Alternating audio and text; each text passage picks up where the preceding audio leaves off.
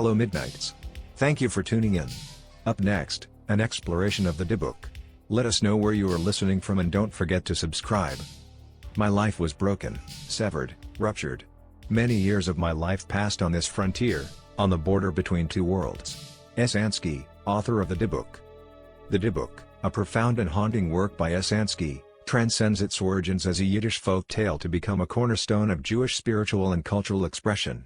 Far more than a simple ghost story, it delves into themes of love, fate, spiritual possession, and the intricate relationship between the living and the dead, all set against the vibrant backdrop of Eastern European Hasidic life. Through its enduring presence in literature, theater, and folklore, the Dybbuk continues to resonate, speaking to universal anxieties about unresolved pasts and the sanctity of the soul. At its core, the Dybbuk is a tragic love story, steeped in mystical resonance and the harsh realities of a traditional society. Leah, the beautiful daughter of a wealthy merchant, sender, finds herself trapped by societal expectations, destined to marry a man she does not love, Menashe, for reasons of wealth and status. Her true love, Channon, a brilliant but impoverished yeshiva student and fervent Kabbalist, dies tragically upon hearing of her impending marriage. His death is not merely a physical end, but a spiritual catalyst, driven by his unfulfilled yearning and a broken vow made by their fathers in their youth, a sacred covenant that they would marry their children to each other. Channon's soul returns as a Dybbuk, a wandering spirit, to possess Leah's body on the eve of her wedding. This act of possession is not merely malevolent, it is a desperate, almost primal, attempt by Channon to reunite with his beloved, defying the boundaries of life and death, even the very laws of spiritual order. The narrative then follows the desperate, increasingly complex attempts of Leah's family and community to exorcise the Dybbuk, culminating in a dramatic and emotionally charged confrontation with the revered Rabbi Azrael of Mariupol, a figure of immense spiritual authority whose wisdom is tested against the very fabric of cosmic justice. Beyond the immediate romantic tragedy, the Dybbuk is a rich tapestry meticulously woven with threads of Jewish mysticism and deeply ingrained folklore.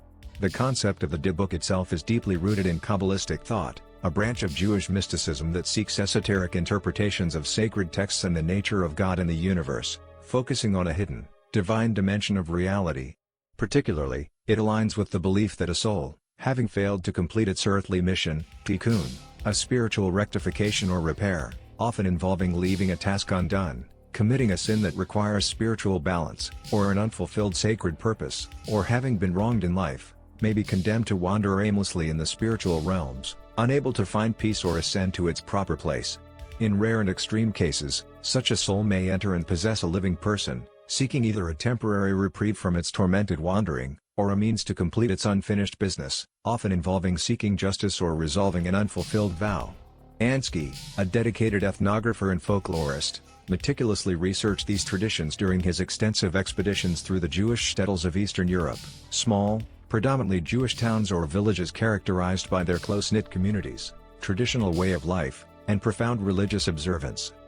He incorporated authentic elements of Hasidic custom, ritual, and belief into the very fabric of the play.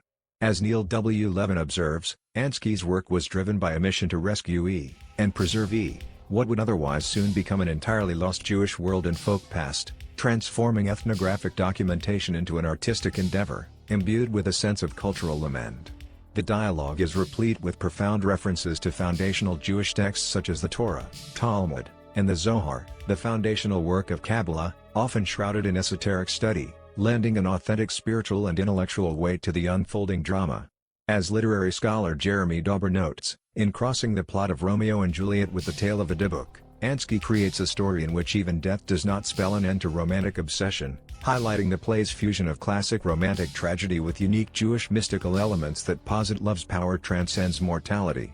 The play also vividly explores the spiritual power of nigunim, wordless melodies used in Hasidic worship, often to achieve a state of spiritual ecstasy, heightened devotion, or communal prayer beyond words, believed to connect the soul directly to the divine. Ecstatic ritual dances that evoke communal ecstasy and connection to the divine, and the indispensable spiritual authority of the tzaddik, the righteous leader or spiritual guide, often seen as a conduit between the human and divine, believed to possess miraculous powers and serve as an intermediary, whose word holds immense sway over both the earthly and spiritual realms, all of which were integral to the vibrant and deeply spiritual Hasidic life of Eastern Europe. The three acts of the play methodically escalate the tension, From the introduction of Channon's fervent Kabbalistic studies and unrequited love, through Leah's horrifying possession and the community's initial attempts at help, to the climactic confrontation with its Tzaddik, mirroring the progression of a spiritual malady towards a desperate, ultimate cure. Furthermore, the Dybbuk serves as a powerful and incisive commentary on societal norms and the inherent conflict between tradition and individual desire. Leah's predicament, forced into an arranged marriage purely for financial and social gain, highlights the restrictive constraints placed upon women in traditional societies, where personal happiness often took a backseat to familial obligation and economic security. Her voicelessness in her own destiny is a poignant element of the tragedy, reflecting a broader societal issue of female subjugation. As scholar Rachel Ellior points out, possession by a Dybbuk, though traditionally understood as punishment for a terrible sin, it can also be seen as a mechanism used by desperate individuals, often women, who had no other means of escape from the demands and expectations of an all-encompassing patriarchal social order.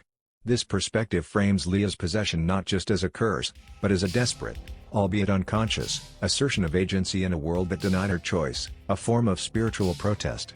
Channon's fervent, almost obsessive, pursuit of Kabbalistic knowledge, often at the expense of conventional Talmudic study and practical engagement with the world, also speaks to a profound tension between established religious authority and an individual's intense spiritual striving. This quest for esoteric knowledge, while noble, sets him apart from the communal norm and ultimately contributes to his isolation and tragic fate, embodying, as one critic puts it, a modernist myth pulsing with the energy of an ancient heresy, of divinity and desire. Here, heresy refers to Channon's unconventional and perhaps forbidden delves into Kabbalah and his attempt to defy death and transcend earthly limitations through spiritual means, while divinity and desire suggests that intense human longing, particularly spiritual and romantic yearning, can take on a sacred, almost supernatural, force, blurring the lines between human passion and divine will. The broken oath between the fathers, a powerful and recurring motif in Jewish literature and ethical thought, profoundly underscores the devastating consequences of unfulfilled promises and introduces the complex idea of inherited spiritual debt or gilgul, reincarnation/transmigration of souls, where a soul might be reborn specifically to complete an unfulfilled mitzvah, commandment, or to correct a spiritual flaw from a previous life, which directly influences the tragic fate of the young lovers. The play suggests that the sins of the fathers can indeed echo through generations, creating a chain of spiritual obligation that impacts the innocent. The very setting, often the synagogue or Beit Midrash, house of study, reinforces this tension between sacred space and human failings, implying that even within hallowed grounds, human actions and their consequences cannot be escaped. The enduring appeal of the Dybbuk lies in its remarkable ability to tap into universal human experiences, rendering its specific cultural context broadly relatable. For audiences and critics from diverse cultures and backgrounds, the play offers various points of entry. Those from cultures with strong traditions of spirit possession, such as in Vodou, Shinto, or various African animistic beliefs, may find the central premise of a wandering spirit entering a human body immediately familiar, even if the specific rituals and motivations for such possession differ. The concept of souls unable to find peace due to unrectified wrongs would resonate strongly with cultures holding beliefs in karma or ancestral veneration. Similarly, individuals from predominantly Abrahamic religious backgrounds, Christianity, Islam, might recognize universal themes of a soul's fate, divine judgment, and the power of spiritual intervention, though the Jewish Kabbalistic nuances, such as the Dybbuk being a human soul rather than a demon, offer a distinct perspective. From a more secular or scientifically oriented viewpoint, the play's supernatural elements can be interpreted as powerful metaphors for psychological states, Leah's possession perhaps seen as a manifestation of extreme trauma, hysteria, or dissociative identity disorder, with the Dybbuk symbolizing her repressed desires or inherited anxieties.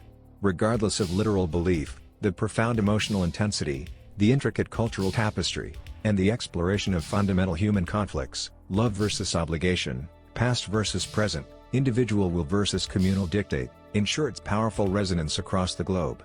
Its dramatic intensity, heightened by poetic language, rich symbolic imagery, such as the threshold of the synagogue, symbolizing the boundary between worlds, or the wedding canopy, transformed from a symbol of union to one of conflict, and profound spiritual questions, has ensured its longevity on stages worldwide and its continued study in academic and theatrical circles. Beyond its immediate narrative, the Dybbuk is profoundly intertwined with significant historical events and trends of the early 20th century.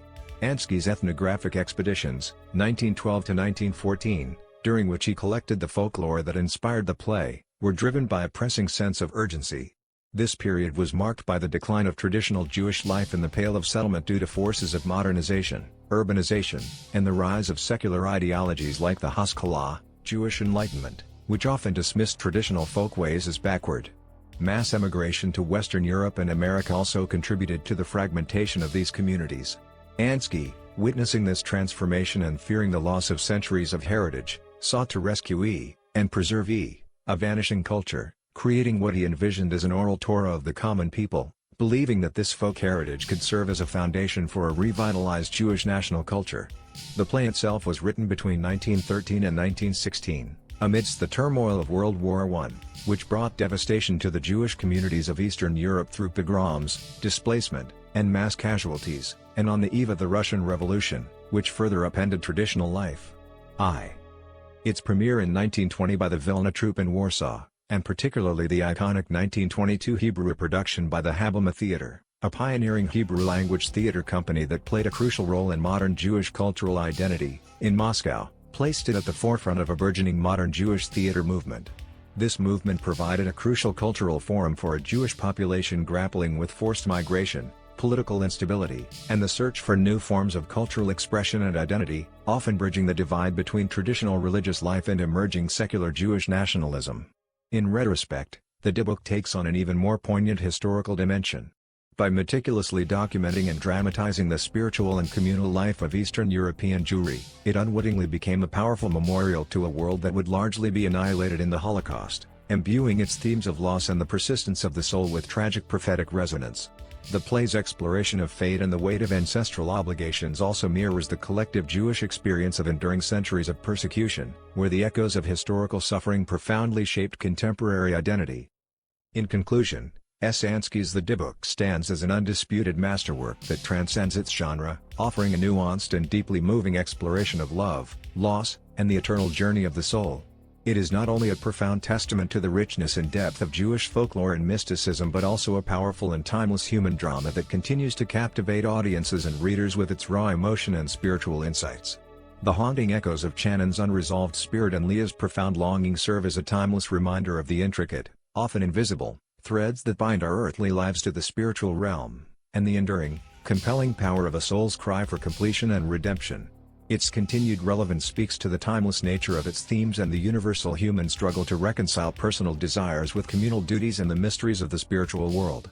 The play remains a powerful cultural artifact, a lament for a lost world, and a timeless narrative on the unbreakable bonds of love and the human spirit's quest for ultimate peace. Ultimately, the Dybbuk compels us to consider whether true liberation lies in adhering to prescribed paths or in the courage to transcend boundaries, however sacred, for the sake of an authentic connection that even death cannot sever. This profound inquiry into the nature of freedom, both spiritual and personal, remains the play's most enduring and challenging legacy.